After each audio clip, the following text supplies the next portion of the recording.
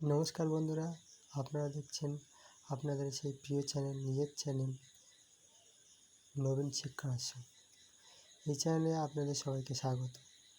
আজকের আমরা ভারতীয় সংবিধানে বিভিন্ন প্রতিযোগিতামূলক পরীক্ষায় সংবিধান থেকে যে 24টা চ্যাপ্টার থেকে আমাদের কোশ্চেন হয়, তার মধ্যে 17 থেকে 18টা চ্যাপ্টার আমাদের ভালো করে পড়তে হবে। সেই চ্যাপ্টারগুলো আজকে নিয়ে আলোচনা করব।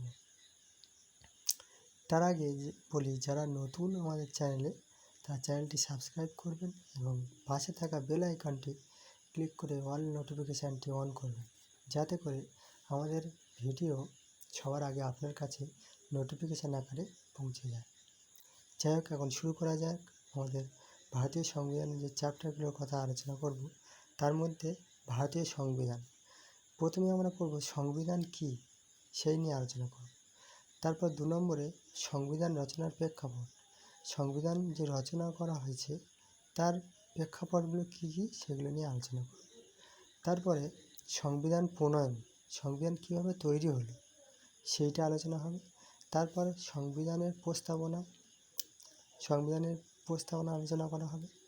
তারপরে কেন্দ্রশাসিত অঞ্চল কটা আছে, কী কী কেন্দ্রশাসিত অঞ্চল, এইগুলো নিয়ে আলোচনা হবে।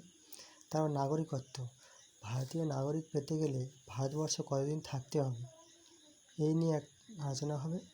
তারপরে মৌলিক অধিকার, আমাদের কটা মৌলিক অধিকার আছে। তারপর নির্দেশমূলক নীতি, কটা নির্দেশমূলক নীতি আছে, কী কী সেগুলো।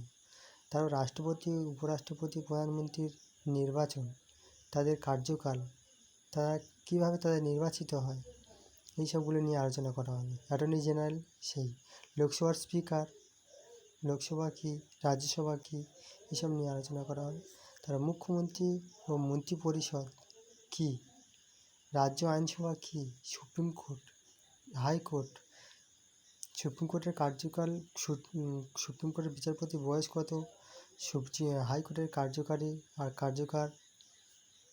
কার্যকারিতা কী কী কাজ করবে, পঞ্চায়েতি রাজ ব্যবস্থা, পৌরসভা, এইসবগুলো, কেন্দ্র রাজ্যের সম্পর্ক, এইগুলো সংবিধান সংশোধন, এগুলো নিয়ে আলোচনা করা হবে। ঠিক আছে, ভিডিওটি আর বেশি বড় করলাম না, আজ এই পর্যন্ত থাক। আমরা পরের দিন ভারতীয় সংবিধান কী সেই নিয়ে আলোচনা করা হবে। এতক্ষণ যারা আমার ভিডিওটা দেখলেন, সবাইকে নমস্কার, পাশে থাকবেন।